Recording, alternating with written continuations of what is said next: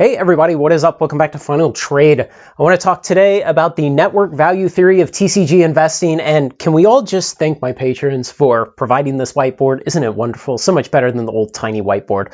So network value theory talks about how the value of a network grows exponentially as its size increases, and not only the size and the number of nodes, but the individual value of each node.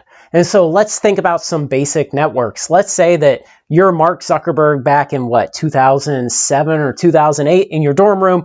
You fire up the first, most minimum viable product version of Facebook, and you handcraft your own first account, and you, Mark Zuckerberg, are the first person on Facebook. That green is not dark enough. So you're on Facebook alone in your dorm room, and how big is the network? Well, it's just one person. There's no one to talk to. And so then let's say he sets up a second account so he can start testing things like sending messages and seeing each other's posts and stuff like this. And he sets up a second account, and now you have one connection. Those two accounts are connected. And indeed, when he goes and he sets up a third to make sure that he can view things that he's not specifically a part of, now you can make additional connections. Now with 3 nodes in the network, you can make 3 connections. And as you go on and you set up more and more, each one of these connects with each other one, and you just get more and more and more possible connections. And so you can see as a network grows, as the number of nodes in this kind of abstract sense, as the number of nodes grows, the value of the network grows because the number of interactions that are possible grows. And so obviously if you go and you log on Facebook today, I don't know, it has something like, let's just make up a number, 2-3 billion users. I don't know what it is. Maybe it's 5, who knows? And you can basically find most people you've ever known because it's predisposed to be people in like the developed Western world who are on Facebook. And most of my viewers of Final Trade are in the developed Western world. And so you can probably find most of the people you've ever known on there. And so that makes it a very high value network. Now, when it comes to TCGs and investing in TCGs, we're looking for something different. The network we're looking for has some specific types of nodes. And so we've got the manufacturer, and let's just use WotC. We'll just take WotC for Magic, but this applies equally to Flesh and Blood and Pokemon and Weiss and Digimon and all the rest. Doesn't matter. We're just going to use WotC for fun here. And we've got distributors, okay? But we don't just have one distributor. In the US, I don't know, we got 4, 5, 6, something like that. And, this is down through distributor N. This is distributor 1 up there. And then, we've got LGSs, and we've got, Rudy always says we have something like 3,000 in the US. So instead of drawing 3,000 dots, I'm just going to go down through LGSN like this. And then we have similarly players, collectors, and investors. Now, obviously, there's lots of crossover between these 3. And in fact, people who own card stores, they're often collectors and investors and players themselves, and people who work at distributors. So let's just say that for all the people who are not engaged in the business of being a distributor or a LGS, we will take those people and we will force them to place themselves into one of these 3 groups. And it may just come down to each one saying, well, in the preponderance, I consider myself a collector. Doesn't matter. But you have these types of nodes. And then, as I've alluded to here with the distributors and the LGSs, you have multiple, not versions, but you have multiple instances of these different types of nodes. And obviously, when we get down to players, collectors, and investors, you've got say, for Wizards of the Coast with Magic, you've got several million players worldwide. I have no idea. I doubt that's a number they would ever really talk about. And probably fewer than that in collectors in MTG. Now, Pokemon is going to be more collectors than players. And then you have some number of people who would consider themselves investors when forced to only fall into one of these 3 groups. Now, beyond just the types of groups and the number of participants in each of these groups creating the networks, because remember, most of these relationships, like everybody can have a relationship, every LGS has a relationship with most of these distributors, and players will generally have a relationship with their local card stores and other collectors and investors near them. Via marketplaces, you may have a lot of investors and collectors selling product to other players, investors selling to collectors. You may occasionally have investors selling LGSs. And so not every node is fully fleshed out. Not every person in the entire network has and we're interested here in business relationships, with every other participant in the entire network. So it's not as complex as that. But it gets even more complicated because you can think of an overall average quality of each of these types of nodes in a network. And if we think about Pokemon, for instance, Pokemon has absolutely crazy rabid collectors. They're just nuts. I mean, they will just buy packs and buy packs and buy packs and just rip them open looking for the hits. And so their collectors, really from a business sense, are very high quality because they will just blindly buy packs and rip them looking for those hits. And because so much of the Pokemon TCG following is based around collecting and building sets and just loving the cards and loving the IP, those big hits are more expensive in the secondary market. And so it's not so simple as just going out and buying them all the time. And so those people feel more than they do in Magic that they need to just go buy the packs and rip them. Where in Magic, it's just like, buy singles, bro. Like, just buy singles. Don't rip packs ever in Magic unless you're selling singles or you're just, you're doing a draft or you're looking for fun of ripping packs. But if you want cards, buy singles. So these things will differ across the game. So like I said, in Pokemon, your collector quality is very, very high. In Magic, your player quality is very high. Probably both have decently similar investor quality. And then you have these other factors that we don't quite show here. So let me just say we're going to have an attribute that is number of them who exist, and we'll have the quality of them, basically how crazy are they. And then we have how much money do they bring. And so this would apply to the collectors and the investors across other games too. And so how much money they bring is important. Obviously, in something like MetaZoo, you barely have any players, but you have a lot of investors bringing a lot of money in. Weiss is the same way. You go out and you search for gameplay video of Weiss on YouTube. You almost can't find any. Like, virtually nobody is playing Weiss, but there's lots of investment and there's a decent amount of collection too, because people love their waifu cards. So you can imagine that in the earlier example of Mark Zuckerberg sitting in his dorm room and you start drawing these connections like this, all of these three connections here were kind of treated equivalently. But in this network for a TCG, the connections have all different weights to them. Weights based on the quality, the amount of money you can spend, even physical proximity in the real world, because obviously people who are too distant from a certain LGS will have a very tenuous, if any, quantifiable relationship with that LGS. And what all this coalesces into is a network value. And obviously, like we talked about here with the early days of Facebook versus today's Facebook, where you have 5 billion dots and you have all these connections that are possible, the value of Facebook today as a network is much, much higher than it was back in these days in the dorm room. And so similarly, the value of a TCG's entire network can be compared to other TCGs. Now, actually quantifying that value, no, that's not something we can really do, because we can't even really take a census of all the players of Magic. We can get estimates. WotC has its own ways of making estimates, and then they allude to those estimates in conference calls through other metrics that we might try to back calculate what their estimates are, but even then it's only estimates.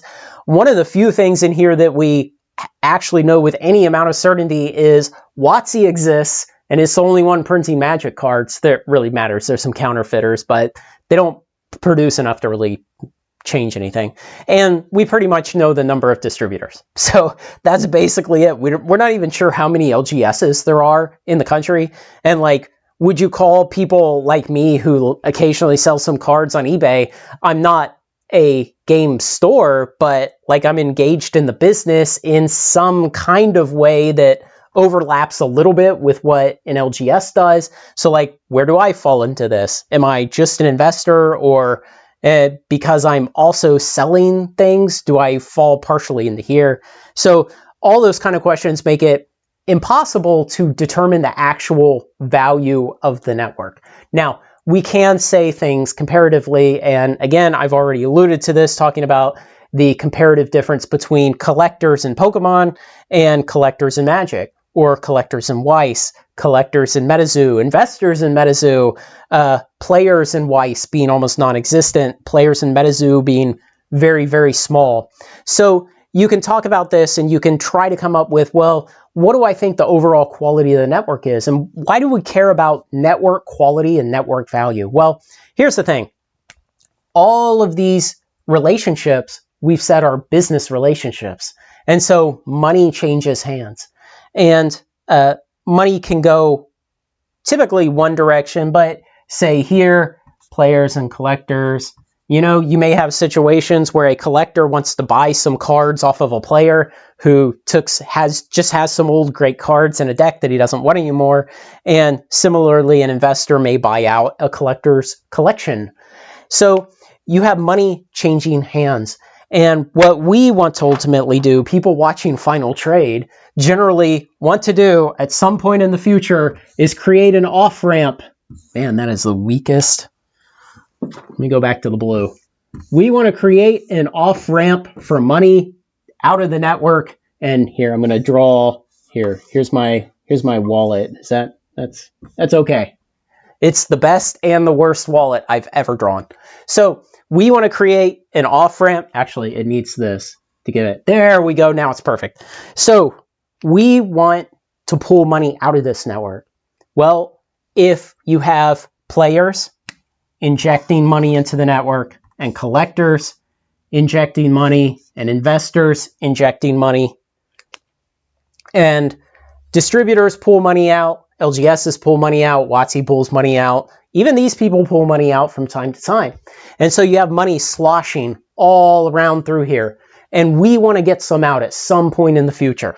And I'm not saying that we originate at distributors. I mean, technically we're these people here, but there, it goes that way. If there's more money sloshing around in this network, it's easier for us to find a place to get some out. There's more for us to extract in the future, and that's the point of all of this. That's the point of all investing. And I hate when I see some comment from someone and they'll be like, "Oh, you're just buying whatever asset, hoping to find someone to buy it for more from you in the future." And it's like, well, yeah, that's what all investing is. You're hoping to buy or find.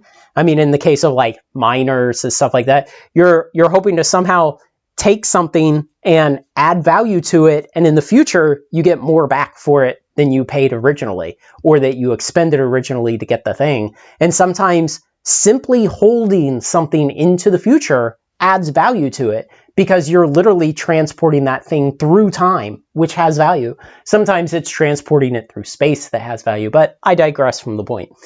But we want to get money out of this. And, you know, I pick on Weiss a lot because there's so much hype around Weiss and low print runs and, oh, there's no market depth. And, well, you know, the problem with Weiss is there's no players. There's lots of investors, there's some collectors, but there's no players. And yeah, I know someone's going to say, but my store, we have 3 guys who play Weiss every month. And it's like, yeah, that's nothing. The Weiss network is incredibly small. It has very little money sloshing around in it. And if you have, say, cases and cases and cases of sealed Weiss boxes, it's going to be very hard, and it's going to take a lot of time to extract the money out of the network for that. Where if you have something like Evolving Skies booster boxes, you can just extract money at will today. You can go sell those in 10 minutes. You could go list them up on TCG Player, put them at a competitive price against the rest of the market, and in an hour, you'll sell as many as you want within reason. And so when you have those bigger, stronger networks, those are what will enable you in the future to pull money out of this. And the thing is, this is exactly the network that new entrants to the TCG world fight against. And so if you imagine 5 years ago when Flesh and Blood was first getting started, how many distributors supported it? Originally, 2 in the US. The others didn't want to deal with it. How many LGSs? Wasn't 3,000. I have no idea how many LGSs jumped on board at the beginning. But same way, collectors, players, investors, a lot of them were hesitant. A lot of them didn't want to jump in. And so when you're talking about a brand new game, the network value is very, very low. And there's this other psychological aspect of the network value of a game, which is that when somebody walks into their local card store and say there's 2 options. One is they've never played TCGs before and they want to get into it, or they've played TCGs before, they've probably played Magic, but they want to try something new. And so they talk to the folks at the card store and they try to decide, what should I play? Well, if they've never played before, the card store owner is almost always going to recommend they play Magic, because Magic has this giant network. Magic has enough players of enough high quality that there's probably some guy sitting at a table in the store right then that you can be shoved over to, who will teach you how to play and jam some games with you. But if you walk in and you say, I want to learn to play MetaZoo, well, there's probably no one in the store playing MetaZoo. If it's Sorcery, maybe there's somebody, or maybe there's one night a week that people play Sorcery in the store. The same with One Piece. Those games have much smaller networks, and so it's harder to get value out of them. And you don't only get value out of the network of a TCG by extracting money in the future from your sealed boxes you hoard away in the closet. You get value by actually playing the games, having that intersection where 2 people or more want to play the same game in the same place at the same time, and they can intersect and actually play the game. And so the network has this incredible value from the standpoint of enabling people to participate with the game, to consume the product, and our interest in the future extract value. And so that's why when people ask me things like, what do you think of Final Fantasy TCG? And, I go out and I just kind of very subjectively look at some of the sales data on TCG Player, and I see, it's moving some cards, but it's not that big. And I look at things like One Piece that's going to struggle uphill. Sorcery is going to struggle uphill. And you compare that to established games that have been around, primarily Magic and Pokemon, that have multi-generation performance at this point and show no sign of their network decaying, falling apart, falling in ranks amongst top TCGs. And you say, well, why don't we speculate on all of these One Piece boxes? Well, because One Piece's network may never turn out to be valuable enough that you can effectively extract that money down the road in the future. And I certainly feel that way about Weiss. I think I stay away from Weiss in my opinion. But that's why you need to be cognizant of what does the network look like. And it's not simply so good to say, well, if I had bought all of the Flesh and Blood Welcome to Wraith Alpha that I could have in 2019, I would have, golly, what would you have done? Like 100x your money by now. It's not enough to look back at that and say, well, I bet One Piece or Sorcery or Lorcana or whatever will repeat that performance. Odds are they won't. But you need to be cognizant that this is going to determine whether or not it can. And when you're looking at games like Magic and Pokemon that are already here, they already have giant networks that are established and have tons of money sloshing around in them. That's a much easier thing to invest in, pile boxes into your closet for the future, and then hope to extract money in the future. And Flesh and Blood is kind of in that middle ground for me. I think Flesh and Blood, obviously at this point it's had 12 expansions. It's 5 years old. And so, it's not going anywhere. And I think it's very well positioned to grow its network a lot in the future. Certainly Flesh and Blood does not have the network today that Magic or Pokemon has. But I think in the future, it will just continue to grow. And that's why, in general, when people ask me about One Piece, Lorcana, MetaZoo, Sorcery, Weiss, Digimon, Dragon Ball, all these other ones, it's like, well, yeah, you could, but they all have weak networks compared to these established winners. So why take the risk? So I know that I talk about network a lot. I never really explain it fully. Hopefully this clears up some questions. Hopefully you understand. Hopefully you learned something. Let me know if you have any questions, anything I wasn't clear enough, anything you want me to expound on more, any other suggestions for using this glorious whiteboard. And everybody, please thank my patrons for providing this. It's amazing. I love it. So thanks to everyone who makes this content possible, especially my supporters on Patreon. Like, comment, share, and subscribe, and join me on Final Trade.